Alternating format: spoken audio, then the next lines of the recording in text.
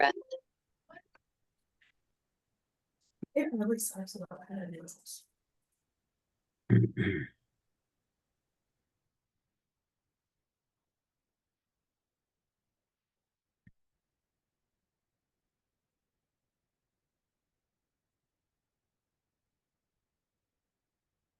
All right. Well, welcome everybody. We've got Savannah and Trinity. Elise, hello. Tiffany, Andrea, Liz, Carmen, Kristen, howdy. Happy to have everybody here. I've got Amanda Driver still trying to get in. Alyssa Williams, excellent. Going to have an excellent crew today. Got some new faces here. I'm Kevin McNicholas. I'm the school social worker for the Gillespie School District.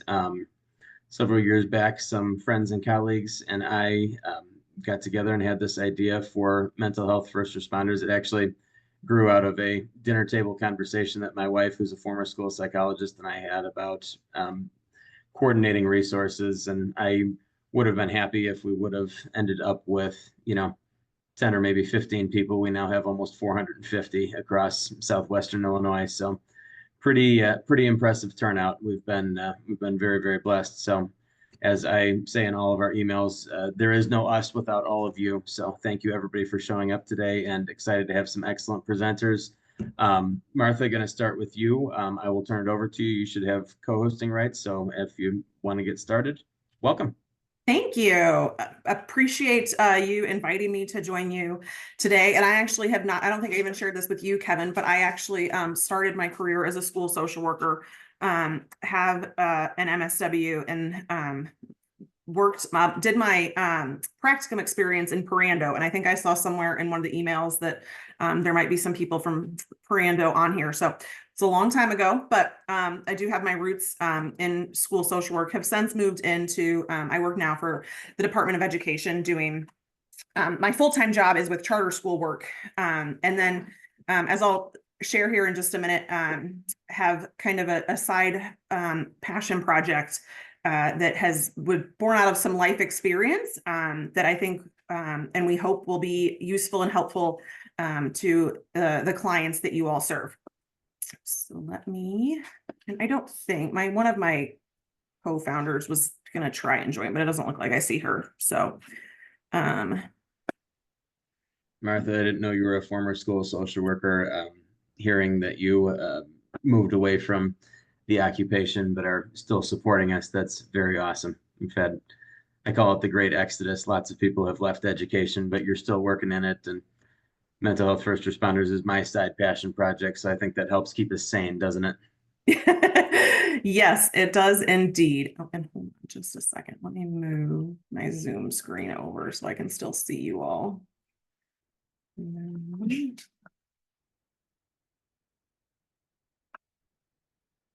Try that again.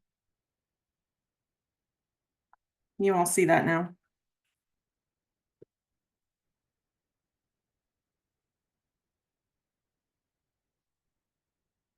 Okay. So what I am here to share about today is an organization called Just Enduring, Living and Loving After Child Loss. And just some information to ground the work that we do, and then I'll share more information about what it is specifically that we do.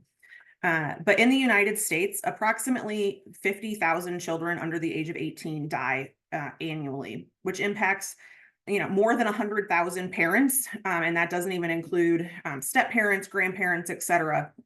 And then I know a lot of you work specifically with children, and so I think this statistic is really important, that approximately 1 in 12 children will experience the loss of a sibling before the age of 18. And that was certainly part of our experience too.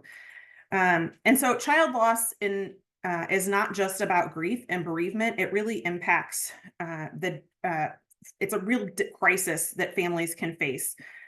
It's traumatic and can result in long-term health consequences for parents, grandparents, siblings, and that extended circle outside of that family circle. And bereaved parents and siblings are likely to experience a series of mental health illnesses, including complicated grief, anger, guilt, PTSD-like symptoms, anxiety, and depression. Probably not saying a whole lot of things that you guys don't already know. But what the research has found is that if there are factors in both adult and children's lives when they experience this traumatic event that are, those protective factors like a caring community, positive role models, mental health professionals that can step in and provide that support, that those adversity related symptoms decrease. And it's so really important, the work that you all are doing with families that experience and really any type of grief. We're obviously specifically talking about the death of children, but there's a lot of different types of grief. And I think it's really important just to point out that there is research that shows that if families have access to these protective factors and the healthy development around them, it really can decrease some really big things, that not just mental health, but financial strain, divorce, and other things that could be a result of child loss. So again, I just wanted to share all that to ground the rest of the presentation and where what we're doing and why we're doing it.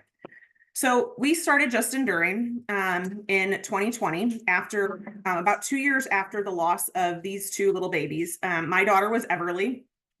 She was 4 months old when she passed away very suddenly.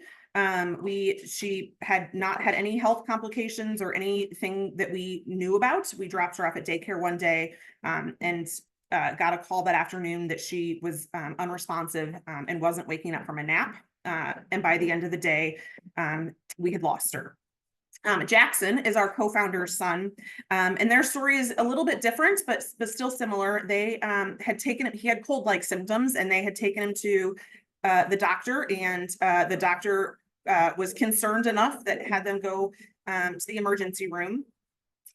Ultimately, they found out that he had an arterial sling, so his esophagus was wrapped around one of his arteries, and he had gotten a common cold, but it made it so that his esophagus constricted and he couldn't breathe. And ultimately, before they could do surgery, he passed away. And from that experience, we found a very large gap in the services that were available to us. Like I mentioned, I'm a trained social worker. And so I was able to do a lot of research and figure a lot of things out on my own, but there were not things offered to us by the hospitals that we went to. We really had to dig in and find those services and supports ourselves, and didn't have quick, easy access to anything. And as you can imagine, these were the most difficult days of our lives that we've ever experienced, and trying to navigate the grief space and the child loss space and find good, solid resources was very difficult. So the four of us came together out of this experience, and from having talked to other bereaved parents over the course of the 2 years, really decided that, well, absolutely, this was the worst experience and something that we hope no one else ever has to experience. It didn't have to be as difficult as it was. And there really is a way to provide really strong, clear, supportive resources to families who are experiencing this in those immediate moments and following those immediate moments as they start to leave, as they start their grief journey and get out of that initial cloud of grief. So in 2020, we started Just Enduring in memory of these two sweet little people, with the mission of providing grief support to parents, families, caregivers who endure the loss of a child. So what we do, we provide, like I said, those immediate grief resources. We have our website has an extensive amount of resources, and while these our children were infants, we work really hard to make sure that the resources we have are really applicable to the loss of any child. We've been really surprised in some ways by the amount of people who have come to us who have even lost adult children and have said the same thing, how hard it is to find the information that they're that they need and that they're looking for. So our website is really a really important piece of our work to us, because we know in those moments that's what people in 2025 are doing, right? They're Googling and trying to figure out, what do I do now? And so we have all of that information on our website. And then another really important thing for us that we felt was lacking when we lost our children was a one-on-one connection with other bereaved parents. So there were multiple options for us that were your typical traditional grief support groups. And for a variety of reasons, those were not what we needed in that moment in time. And what we found most helpful was when we could just go sit down and have coffee or have dinner with another family that had experienced a similar loss. So we have a program called A Parent Like You, that we match parents together who've had a similar loss so that they can walk through that grief journey together, outside of those more traditional support group type experiences. And then we really also want to inspire hope in parents that life and love exists after child loss. Again, one of the worst experiences that you can have, and yet there are things that can come out of that experience that are hopeful and that can inspire other people, big or small, in this work. And so we really want to give parents the opportunity to see that, and then also share how they're living and loving after the loss of their child. So how do we do this? Again, like I said, we have a lot of resources on our website: what to say, what not to say, support for coworkers, guides for how to return back to work after the loss of a child, funeral planning. Again, if it's an infant, we've got some resources on, if you're breastfeeding or nursing, what to do after the loss of your child. We've got a pretty extensive book list, both for adults and children's books that are focused both on just death in general for children, but also specifically what it means and how to process the loss of a sibling. And then these three resources right here in the center, these two, Navigating Child Loss, a step-by-step guide, and Helping Children Grieve the Death of a Sibling, a guide for parents, are two really important resources that we created. And they're really the resources, the paper resources that we wish we would have had in the moment. So the Navigating Child Loss guide is really a step-by-step guide. It walks you through. We start with if you're in a position where you know that your child's life is ending, but you haven't experienced the death yet. We kind of talk about what you can do in those last moments as a family, all the way through a year plus, and what you'll experience in those first few weeks, both practical and the emotional and mental health side of things. So things like making sure and the steps for how to cancel your child's social security card, to, again,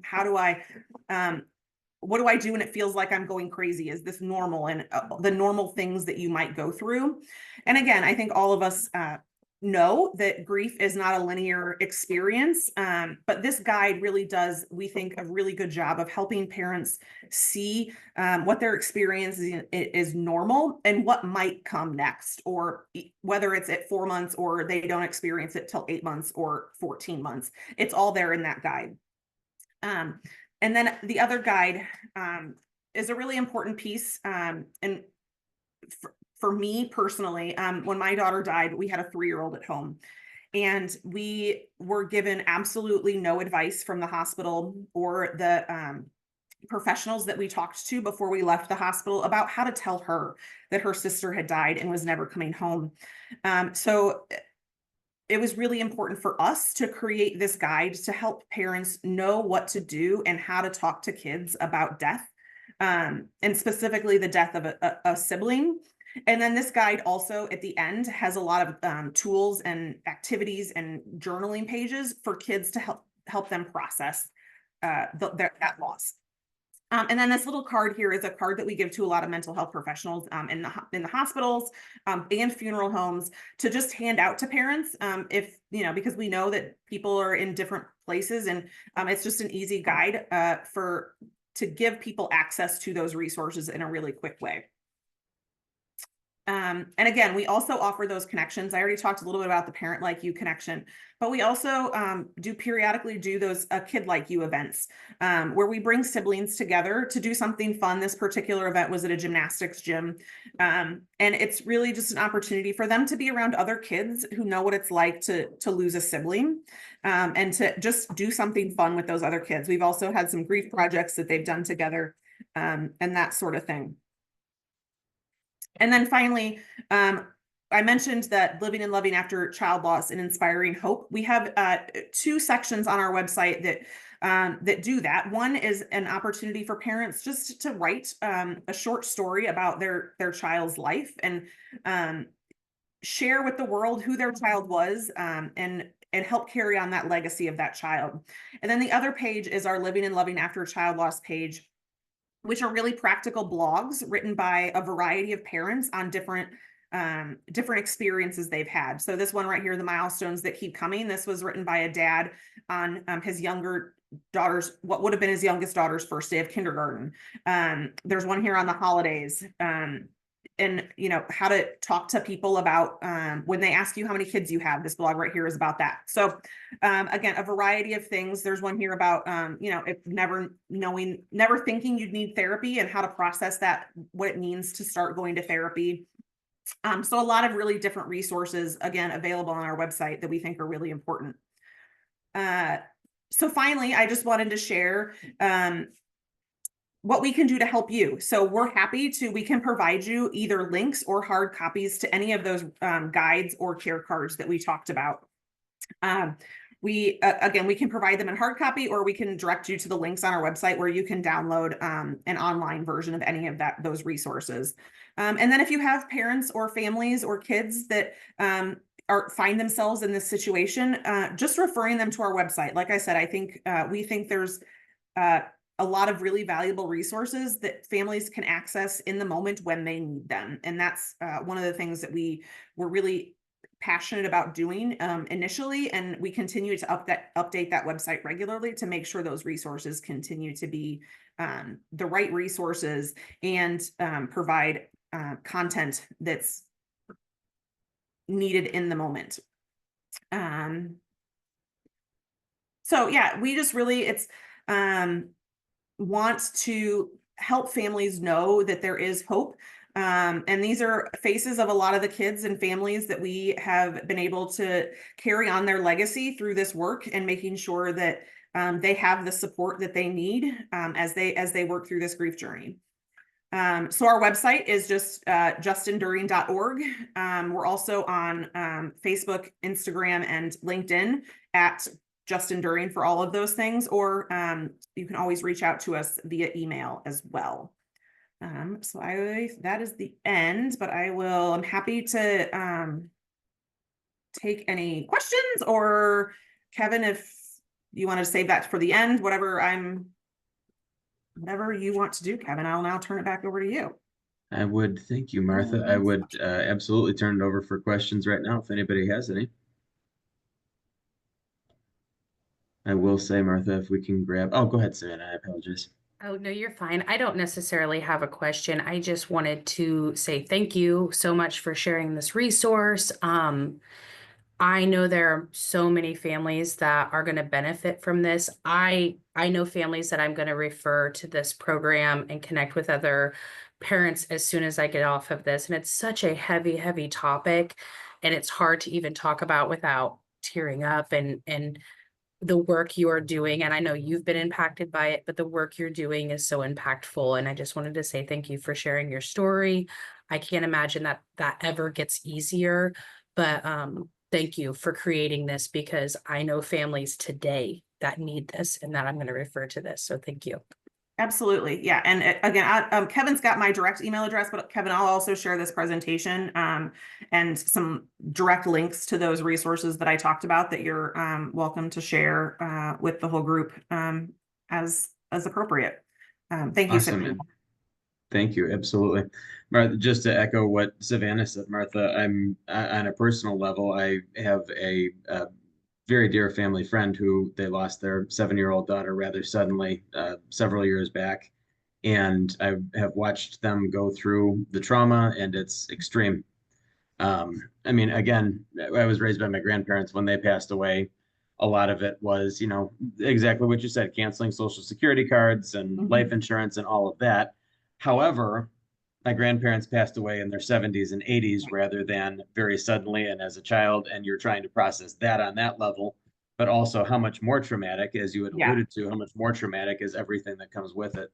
And there is no roadmap for this at any age. I mean, I Yes. don't know. And again, 20 years in social work, I know of zero other organizations like yours that walks people through this, especially with children. So courageous of you and wonderful. Thank you. An absolutely fantastic resource. And we're going to bring you a lot of clientele, I have the feeling, which we so appreciate.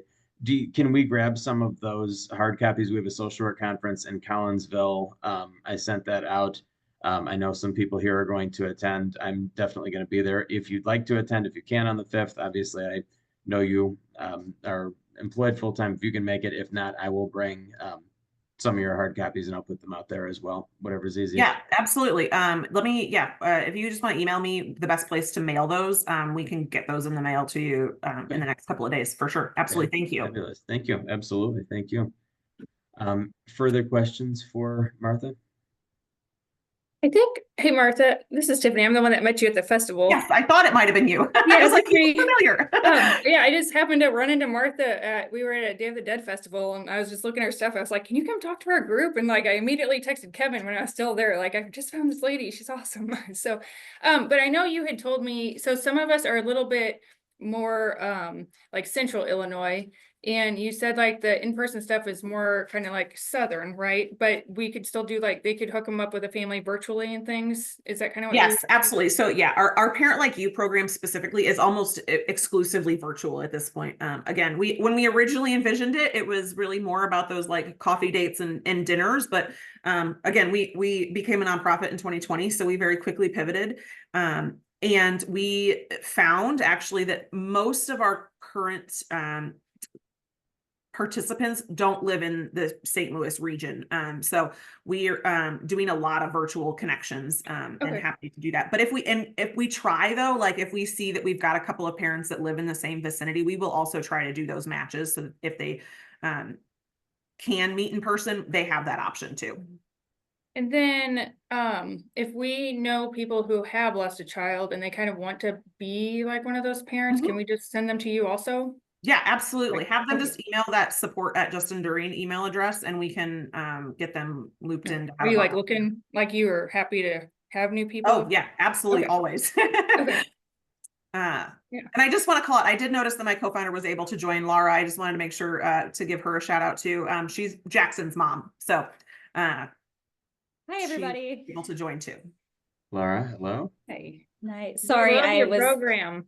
Yeah. Thank you. I hopped in late, but I hear that and I'm very happy. And I know Martha's done a fantastic job explaining everything, and we're just happy to reach more parents. That's the goal. So so as long as we're doing that and making your lives easier with resources and making their lives a little bit easier, that's the goal. And Laura, I said to Martha, and we'll say to you too, thank you. Obviously, a very courageous step of faith, but what you and your family is sharing your stories and sharing the resources, sharing the support is tremendous. I mean, all of us in the mental health occupations and surrounding that know the impact that trauma has on individuals and families. So for you to be able to lessen that and to walk along with people who are sharing that journey as well, really tremendous. So thank you both so much. Thank you. Absolutely. Any further questions for these ladies? Hearing none, thank you both so much. So deeply appreciated. Thank you both for being here with us today. Want to make a transition to our next presenters. We have Trinity and Ambrosia. Trinity, hello, nice to meet you. Kevin McNicholas, school social worker in Gillespie. Ambrosia has had the misfortune of knowing me for a large portion of her life, one of my proudest Gillespie High School graduates. And this is, I'm having a moment here as a social worker. This is a very proud social work moment for me to have one of our graduates, one of our excellent students coming back. Went to U of I. My wife and I met, got engaged, and got married there. So these ladies are also from University of Illinois, Champaign-Urbana. So want to turn it over to the two of you talking about the Rural Student Initiative. Very excited. Ambrosia and Trinity, who wants to be co-host? I can. I've got the presentation pulled up. All right. Think I can share Ambrosia, it. you got it. We're going to move it over to you. Go right ahead. Thank you very much. All right. Let's see if I can pull that up.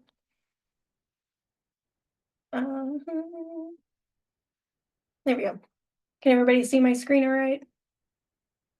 Perfect. So my name is Ambrosia Redmon. As Mr. McNicholas said, I am from Gillespie, born and raised there.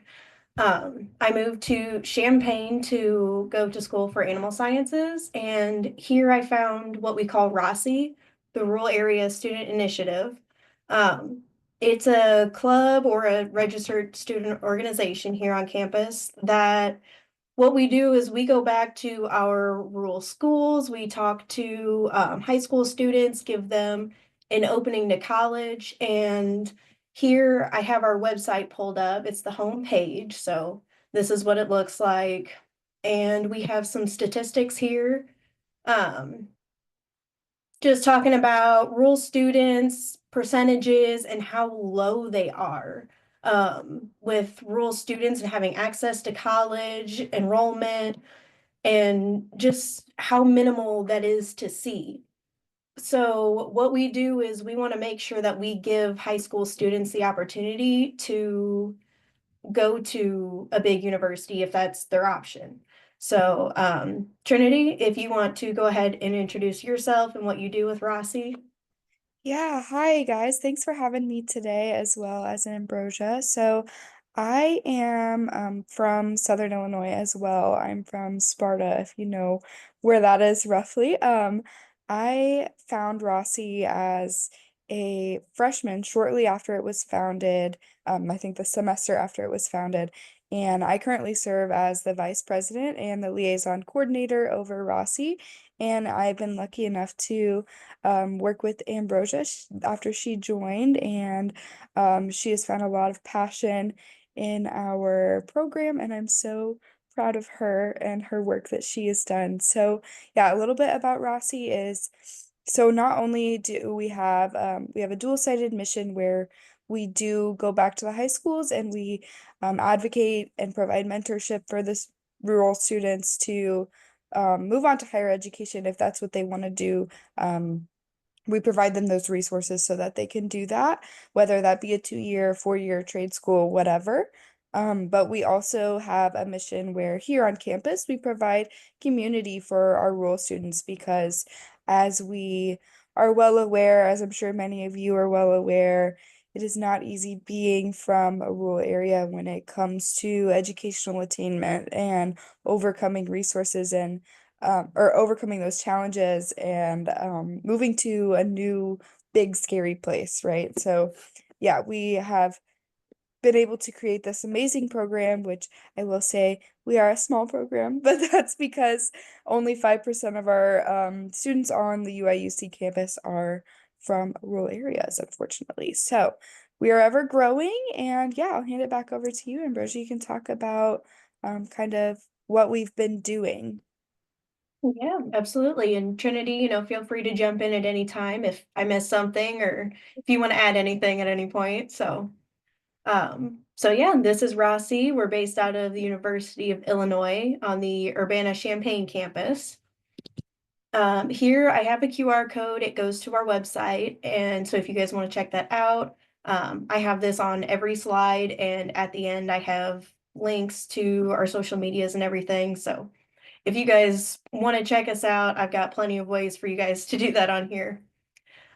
So about us, it's a fairly new organization on campus. So it was started in 2022 by 2 rural students who seen how minimal it was to find other rural students on campus.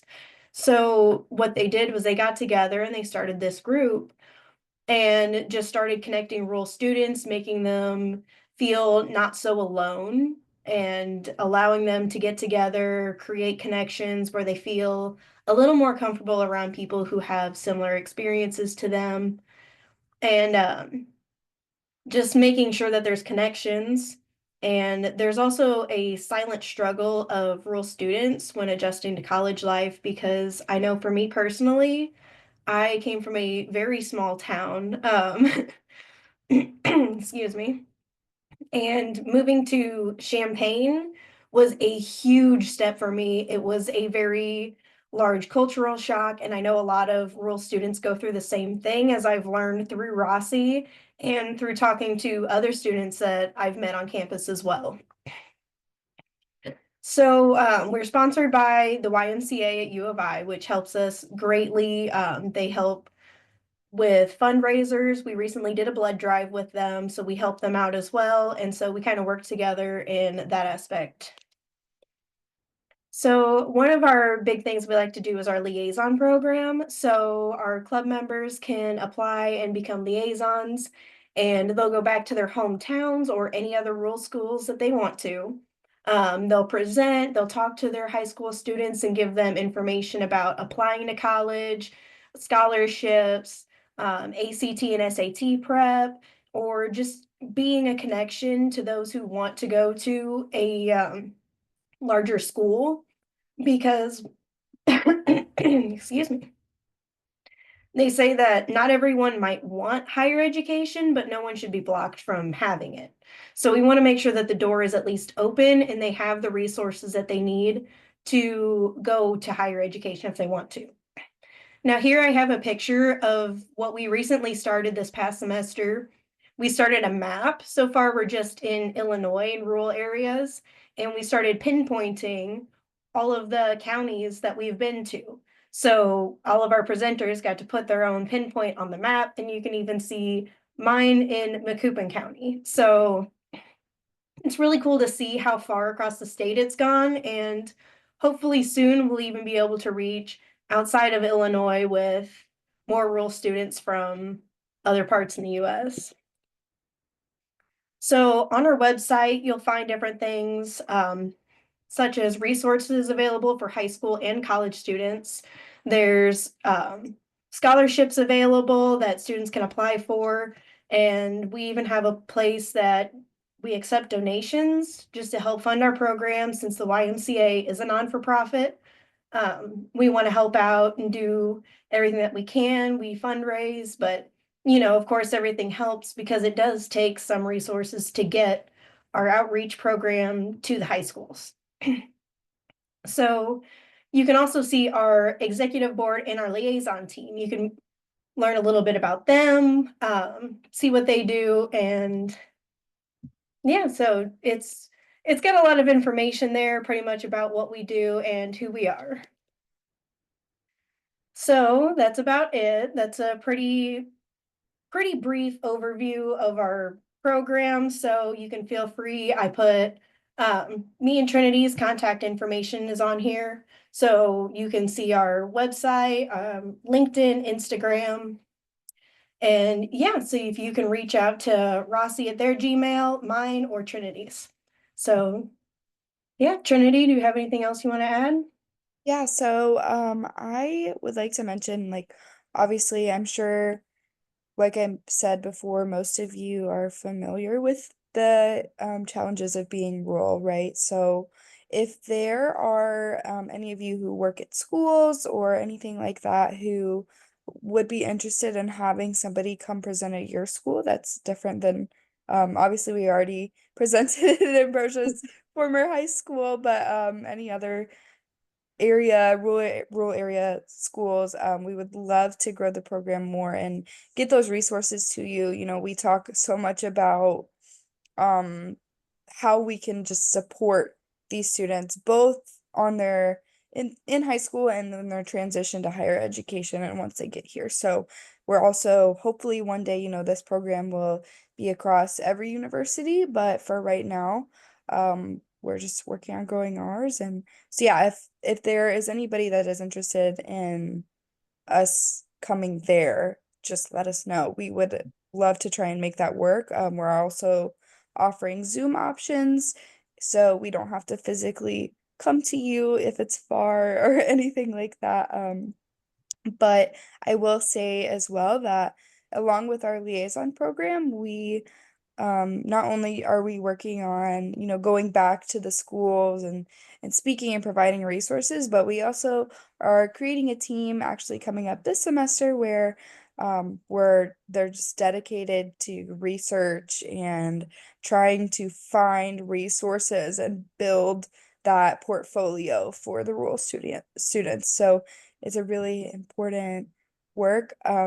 After being in a part of the organization for 3 years now, I have been fortunate enough to just see it grow and really truly see the impact that this organization has on these schools, across the whole state and across our wide range of members within the organization itself. I mean, every meeting that we have, somebody, you can just tell they feel lighter after talking about their experience, and I think that's such an important thing. But I think at this point, after starting the program in 2022, reaching at least 10 schools every semester, we have reached over 60 schools in the past 3 years. So I am so proud to say that. And I hope that we keep growing this and keep continuing that outreach. So, yeah, thank you for listening to us today. I hope that somehow this resource is applicable to you all. Well, Trinity, I don't know that you were on yet, but we have 450 members in mental health first responders, probably about 2/3 in schools and about 1/3 in the community. So I think we're going to be able to blow you ladies up pretty quickly here because we've got a lot of folks who are, I mean, looking at this, we've got a ton of social workers, guidance counselors.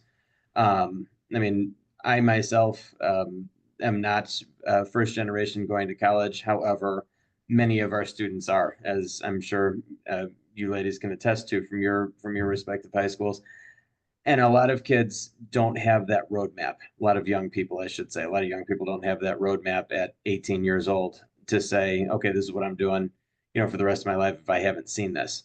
And what I say to my own kids who are now 12, 10, and 8, 12, 11, and 8, my son would be very upset if I called him 10 still. My kids, I tell them, you do what you want to do, but I want you to have the option to be able to see that. But a lot of young people don't feel like they have those options. So it's awesome that RASI exists, and that you're not just pipeline to U of I. It's let's show you what higher education looks like, whatever that option might be. Ambrosia, you had alluded to whether trade school, 2-year, 4-year, whatever that might be. A lot of people don't feel like they have that option or are aware of. I mean, Ambrosia, from your class, I mean, I'm thinking back to you and your classmates. How many of your classmates went to a 4-year and stayed versus how many just went and looked for, okay, let's go find a job somewhere. You know what I mean?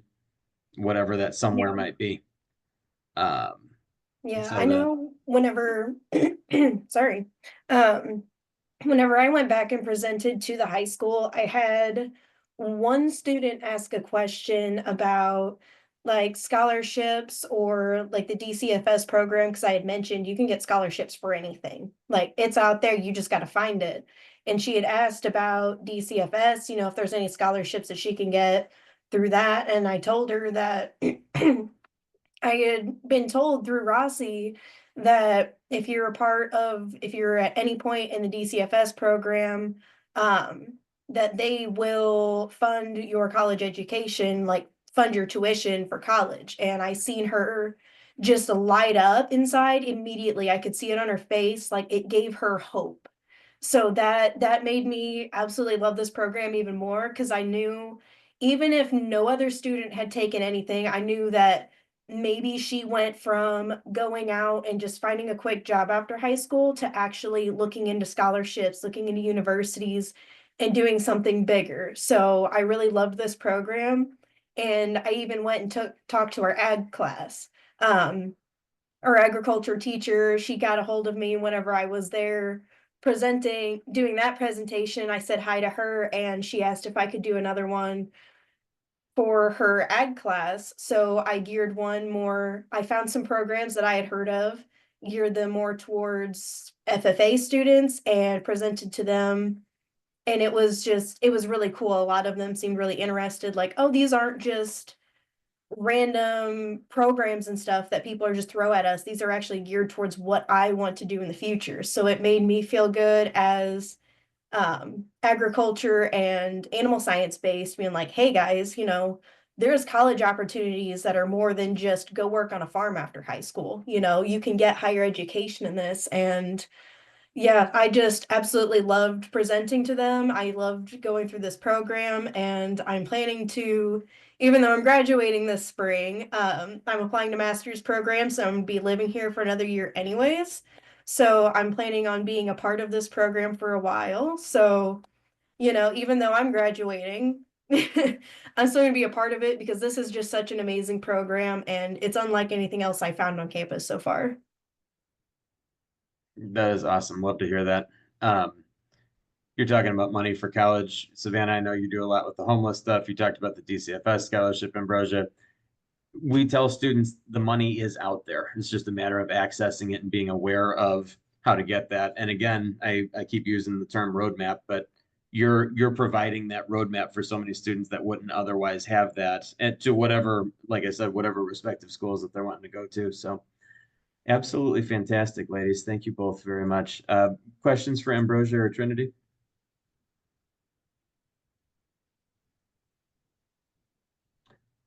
Have you connected with your house liaison and made an intentional maybe connection there? In the last couple years, school districts or colleges were required to have a house liaison, which is a homeless liaison for students at the college level.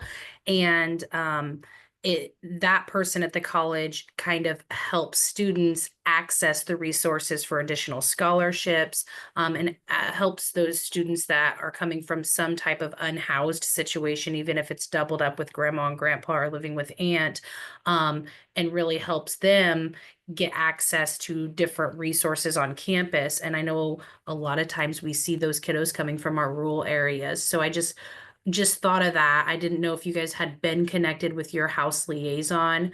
IBHE has a list of all the house liaisons. So if you're not connected with that person, maybe it's just a great idea to connect with them at your school and find out who that is.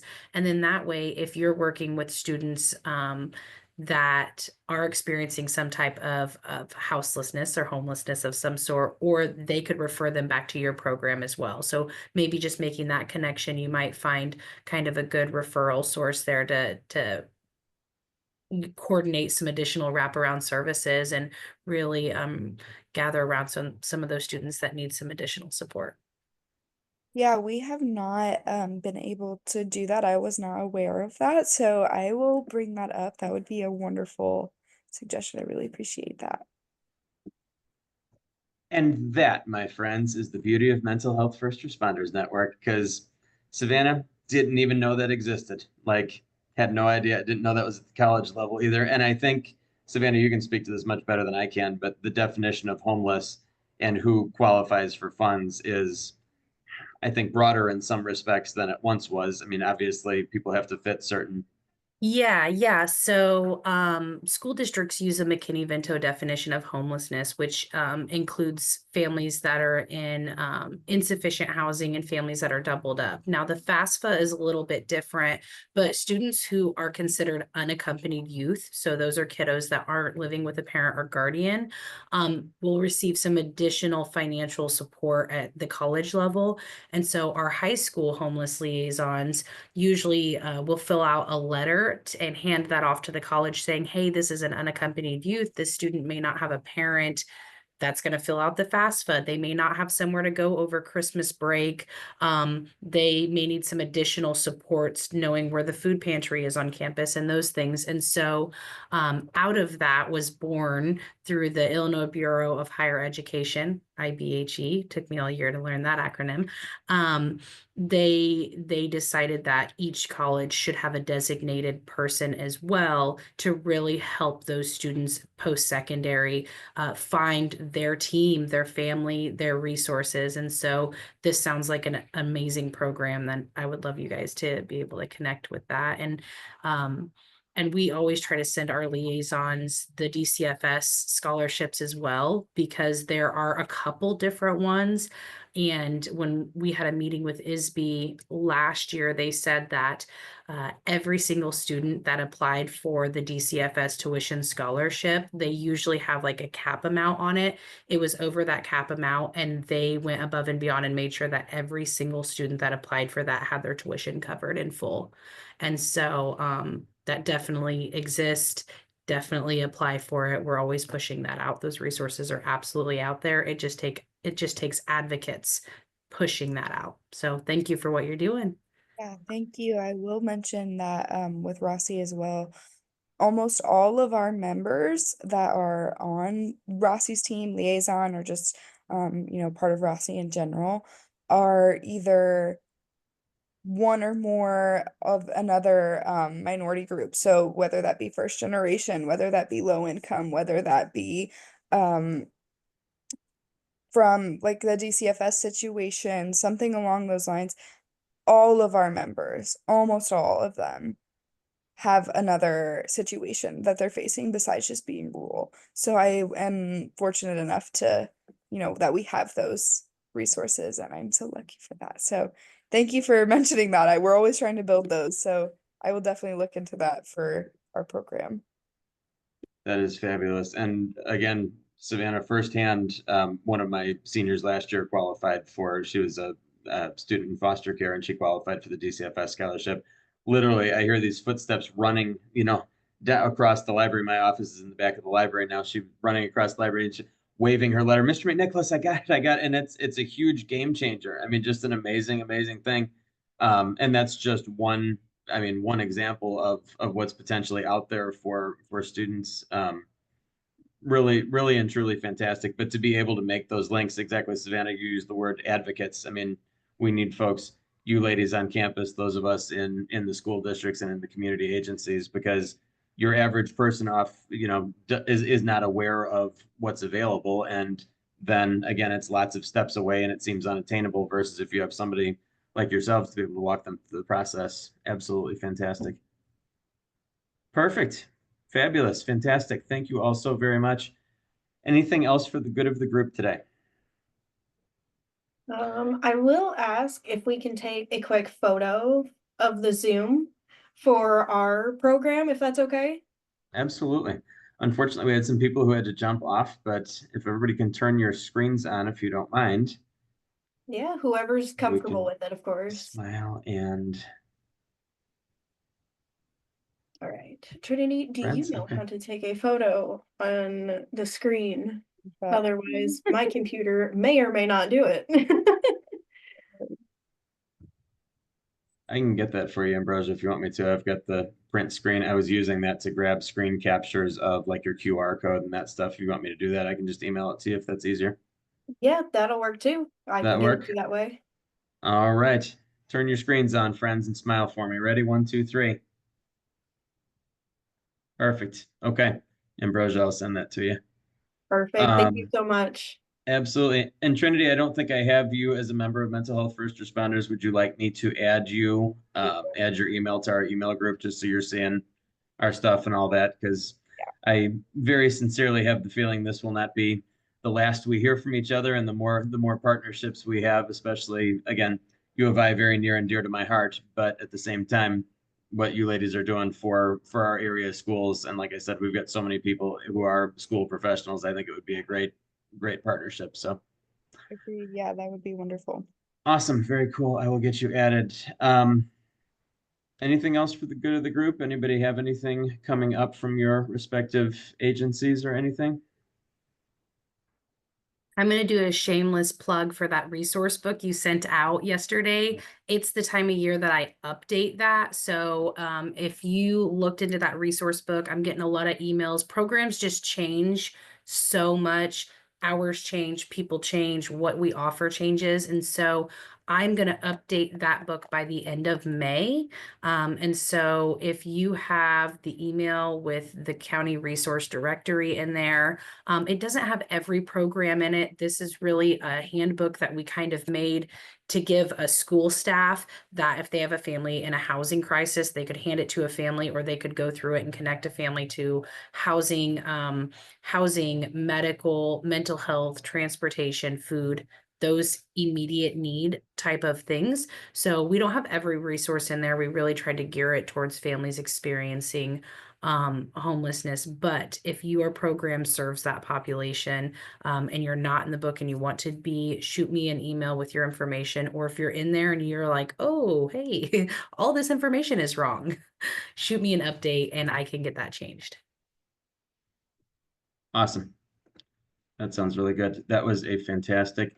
I've had a couple people ask for a printed copy of that, a printed version or a printable version, if you have that, Savannah. If not, So I order them in bulk. And so if you need less than 10, I can just get them to you generally. If you want more than 10, in the book is our printing company. It's like GM Printing. We have opened up the printing properties for that. So if you email them directly and say you wanted to order 40 for your district, you can order directly from them.